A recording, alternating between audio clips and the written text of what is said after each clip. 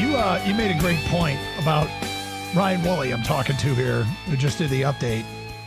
You get to Mexico, they tell you, yeah, you got to be taxed.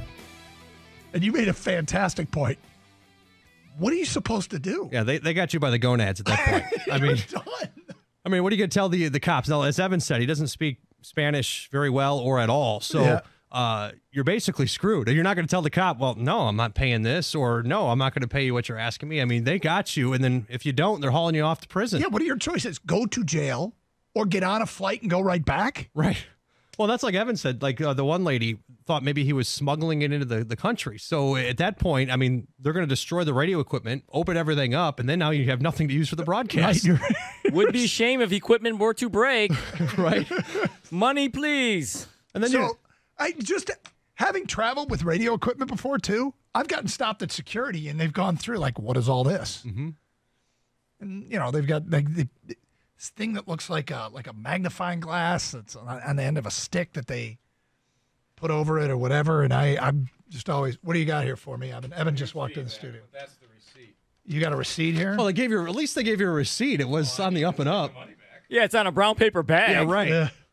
Written in blood. Let's Hey, this see is here. good. Give us back to your company. Importe total a pagar $12,368. That's an IOU. You might want to hold on to that one. See, mine's not on this level, but I almost got thrown out of Quicken Loans Arena for the MAC tournament back in 2009. That's awesome. So I was supposed to have a credential to go down for the game, and they didn't have my credential ready, but I was the one that brought the radio equipment. This was in Cleveland. In Cleveland. Yep. And so I come around, they didn't have my credential, and I couldn't get in with the equipment, but everybody else had their credentials, but they had another credential for Eastern Michigan to get in. And so I went around, tried calling, couldn't find out who I wanted to find somebody to get a hold of. So then I went and pretended to be that person with the credential. And you know how credentials work, right? So, I mean, it has your name and photo and all that stuff. So anyway, long story short, I faked being that person, get in, I start walking through the queue, and the same police officer that stopped me in the media entrance saw me walking with my baggage through Quicken Loans Arena. He's like, how'd you get in? And I explained it to him. He's like, I should throw you out of Quicken Loans Arena right now. The game was going to tip in an hour. I had to get there, set up, do the post, pregame, all that stuff. So not as bad as Evan, but I know how it goes travel. Well, I'm lucky with the credential that Mark Champion picked it up for me because my name was spelled wrong on it. So imagine what that would have been like going to get that. Oh, my goodness. First of all, I'm glad you made it back healthy. Yeah, Let's I'll also tell you stress what, to see Luka play that up close, oh, my goodness. Do it. Go to LCA and watch this kid play. He is not 20. He moves like a gazelle out there. He's unbelievable. Were they cordial though with you, or were they like? I don't know if they were cordial, if they were nice, mean. I had no idea what was going on. One guy, like, he spoke zero English. That was first checking me, and then they brought a lady over that spoke kind of English, like yes and no and stuff along those lines. But then there was a nice American girl that tried to explain to me why she doesn't have to pay for her cameras that she's bringing over, and I'm like, I don't know if she was trying to rub it in or what. And then there was somebody that did finally explain to me how to call to the United States. I can see how you freak out, though, with all the numbers on here, Doug. Did you see that? The 12,368? Yeah, well, pesos, you get confused. They start talking fast. I've been to Mexico, and I'm like, wait, how many dollars is that? Honestly, had they sent me, I don't think the broadcast would have happened. I'd been like, you know what? I ain't got the money, dude. I'm turning it around. Can I just ask one more question? I know you're going to move on, Doug, but how come nobody stayed with you? Like, they just left you? Well, I stayed in a different hotel than the majority of people did, and I don't think that they... Oh, you Airbnb'd it. I got it. No. I stayed in I stayed in the same hotel that the players did, and it was very nice. I just thought nobody thought that I was going to get searched for it because it's weird. Like, the luggage wasn't on, like, a carousel. It was just all sitting there on the floor. And then, like, one of my pieces of equipment was on the carousel. I didn't know what was going on. And then I also found out a lot of people don't like taking United States cash over there, so I just didn't eat. You didn't. If you're in a hotel and an NBA team is at, they're gonna be able to exchange your money. And they looked at me like I was crazy. I rationed water. I'm just not going to eat. You went to Mexico and didn't eat? You're not Doug, going... I don't like leaving my house here in Royal Oak, right? because I'm afraid something's going to happen. Your honeymoon's not in Mexico. You're not going back. I'm right? going back twice in February. But not to Mexico City, though. He's going resort life. He'll be Yeah. good. Yeah. Doug, remember last week Gator kept going, he's going to go out and see some restaurants. Right? I'm like, do you even know Evan? He's not going anywhere, dude. I don't go out past 9 because I'm afraid of things happening to me out of my control, right? I didn't know he wasn't just not going to eat, though. So let's go to a city that's chock full. I mean, Doug, the ride over there, I thought we were going to get into at least 10 accidents because these drivers are so aggressive. Oh, that's normal. Granted, no accidents happened. Nobody was harmed. I did see one bike hit something very, very hard trying to avoid stuff, but nothing bad happened. No, so, it's like beautiful chaos is what traffic is like in third world countries. Yeah. It is. But, I mean, these drivers, you want to see, what was that movie with all the little Mini Coopers that were driving in and out? You know what I'm talking about? It was a big deal. The Italian Job? Yes, it's like that all the time. It's wild, You don't need man. traffic lights. It was like a 35-minute drive from the hotel to the arena, right? Try an hour, but it's only 5 miles away. Wow. Think about, and it's a straight shot. Straight. Like, And you thought you were going to die. not necessarily die, but I thought that the car was going to get hit that we were in. Luckily, on the way back from the game, we had a police escort, and you want to see people get out of the way. Here's feedback coming in. I travel to Mexico for work. If you bring a commercial invoice for your equipment, they will let you pass without incident. I would create a document in Excel and value each item as $1, even though they were prototype car parts, probably worth hundreds each. Never failed. Next text from an unnamed texter. Maybe the station can send Evan to North Korea next year. Hey, Rodman, he's doing basketball games over there. Guys, the guys I worked with were robbed by the police in SLP, Mexico. I don't know what SLP, Mexico is. I guess Evan shouldn't have got off the plane in Mexico yelling, "Make way, big time American coming through." No, he probably shouldn't have done that. See, he got off to a bad, the wrong foot right when he got there, the whole checking in, paying $600. So he was just like, you know what? I'm not leaving the hotel once I get there. He got That's to the it. hotel, went to his room, closed the door, and probably ordered up a bunch of movies, if you know what I'm saying. Let's go to Daniel. You're on 97.1 A Ticket. Hi, Daniel. Hey, how's it going, guys? What's up?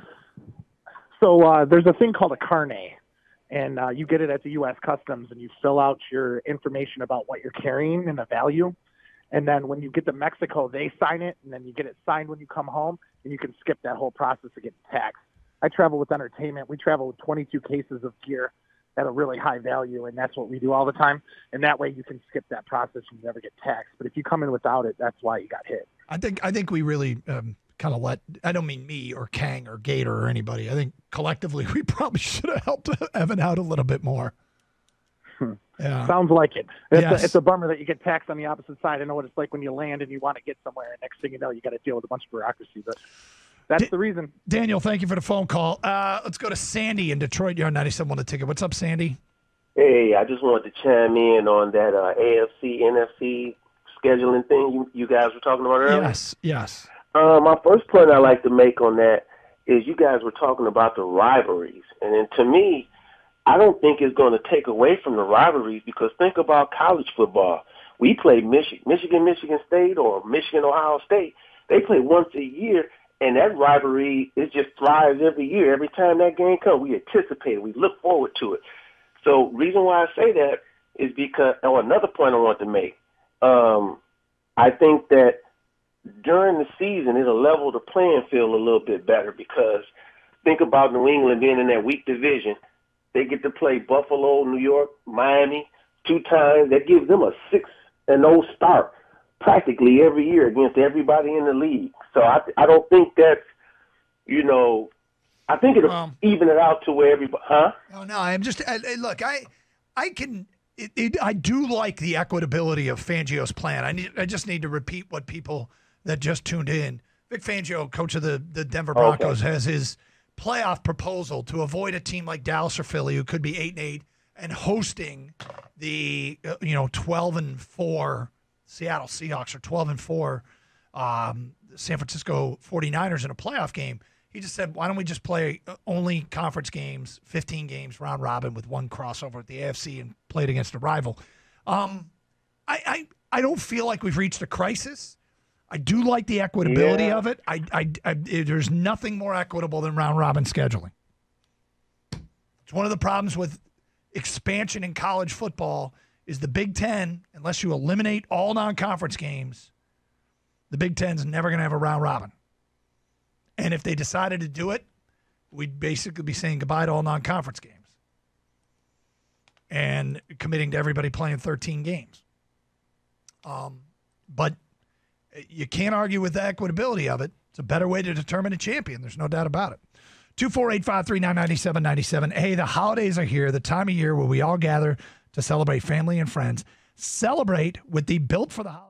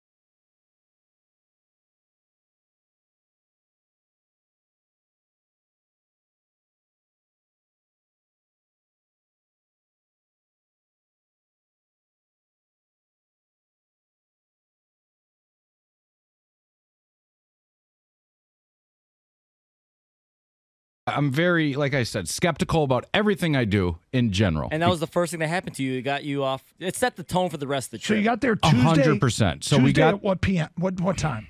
I was texting Jimmy. It said 2:38, so it was probably 3:38 here. Okay, so like 3:30 Tuesday. And when did you get back to the United States? 8 o'clock Friday night. 8 o'clock Friday night. Did you go without eating from Tuesday at 3:30 till Friday at 8 p.m.?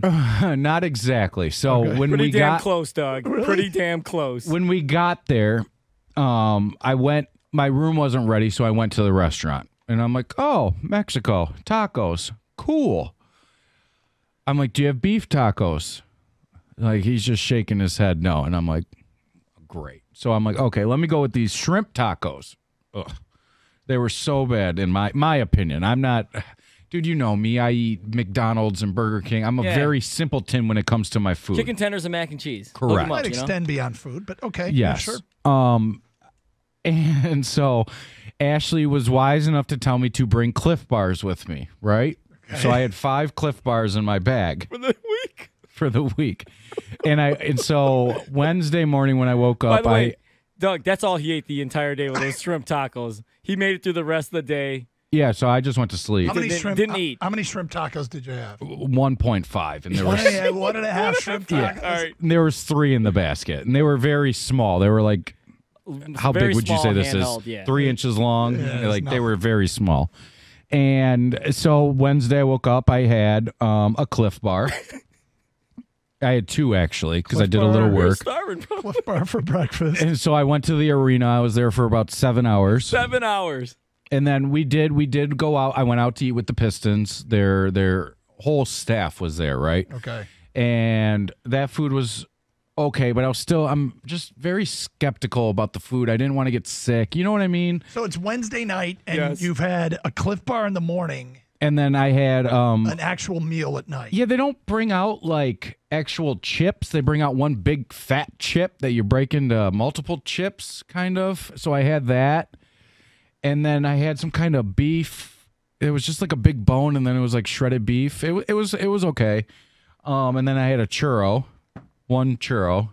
All right. And then Thursday for the By game. the way, Doug, he was at the arena for 7 hours, did not eat anything. Okay? He didn't eat till after that meal that he just explained. Yes, So the and next then- morning now? Thursday, which is game day. Game so I'm day, like, baby. sweet. I had another Cliff Bar. And then I also noticed that Kang had given me a sweet and salty bar. You're welcome. And so that was still in my bag. And I was like, jackpot. So I ate that. And then the meal. Mind you, he's in a nice hotel in Mexico City. And He's he's rationing. Like, he's rationing. He's looking for anything in his bag. By the way, it's a Four Seasons. Yeah, this is where the Pistons stayed. It's a 5-star hotel. My man is so scared. He's like, I can't. You got You're like a- freaked out. And so they had You're like a a prisoner where medium you think meal. we're poisoning your food. The NBA people couldn't have been nicer. They were helping us set up the broadcast and everything. It was like the top NBA people. You know what I mean? They were there for a good showing. Adam Silver was there. The Cubes was there. Everybody. Cubes. And so they gave us a meal ticket. And then, so I'm looking at the meal. It was like a weird orange soup. I'm like, I'm going to go away from that. They had some yellow rice. They had like shellfish, like in the shells still. And I'm Like like clams or something, right? I'm gonna back off of that one too. And so they had some potatoes, so I ate like 4 of these like cheesy potatoes. Doesn't know what they are. And then so Friday comes along, and I'm like, so it's time to go after the game. And I didn't eat anything after the game. I just went straight to my By the way, room. that's all he ate, Doug, was those cheesy potatoes. And I've got you with 3 Cliff Bars left. 2. I had 2 the okay. first day. All right. And so then we get to the airport early on Friday morning, and there's like a Carl's Jr. in there. There's a McDonald's, everything. But I'm like, well, if the hotel didn't have beef, what's going to be in these hamburgers? So I'm like, I'm going to pass. I had the Cliff Bar, so I ate it. But then, you know, we were on Delta, so I had a turkey sandwich on the plane. I had a little bag of Cheez-Its, and then we got back, and I just crushed Penn Station. You been there? Oh, my goodness. And so we ate there on Friday, and then I think yesterday I went overboard.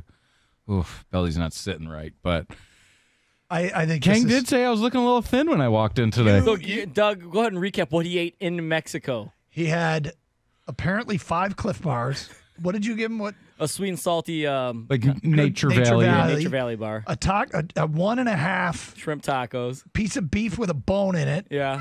One churro. A churro And the round chip. Some chips, yeah. Big chip you had to break up, and some 4 cheesy potatoes. Yeah. They were like, the little redskin Tuesday, potatoes. Wednesday, Thursday, Friday, 4 days, and that's what you lived off of. Yeah.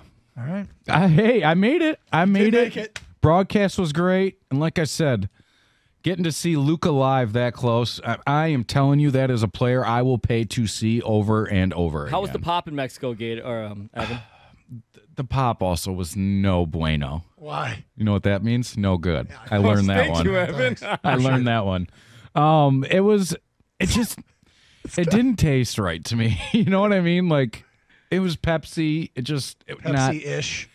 ish. Yeah. Yes. We rationed like, 4 or 5 water bottles in the trip. And I had 3 waters that were in my hotel when I got there, so I rationed those for the days because I didn't want to use it to like brush my teeth or anything.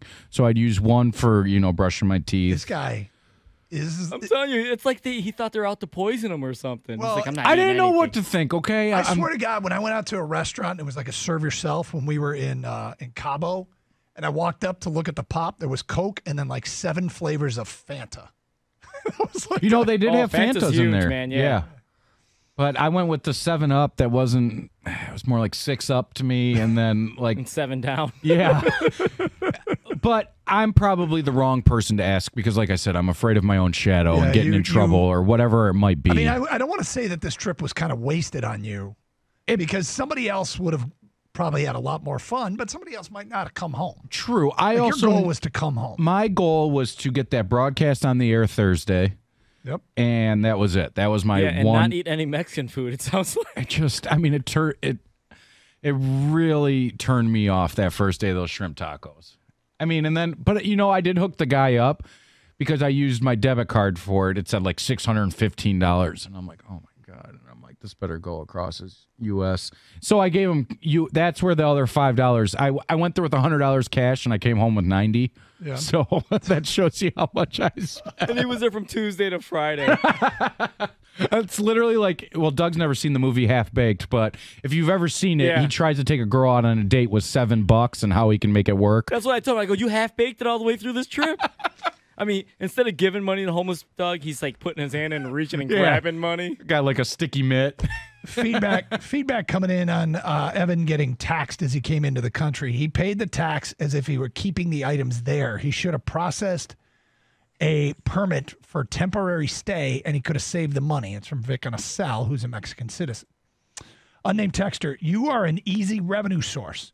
From Whitmer, Evan was smuggling drugs using the equipment as a front. Evan is the station drug dealer. From an unnamed texter, we were in the Bahamas on our honeymoon, and we were departing to the plane at the gate, and the guy stuck out his hand and said departure tax right at the exit to get onto the plane. We had no idea. We were lucky we had cash. We never heard of such a thing.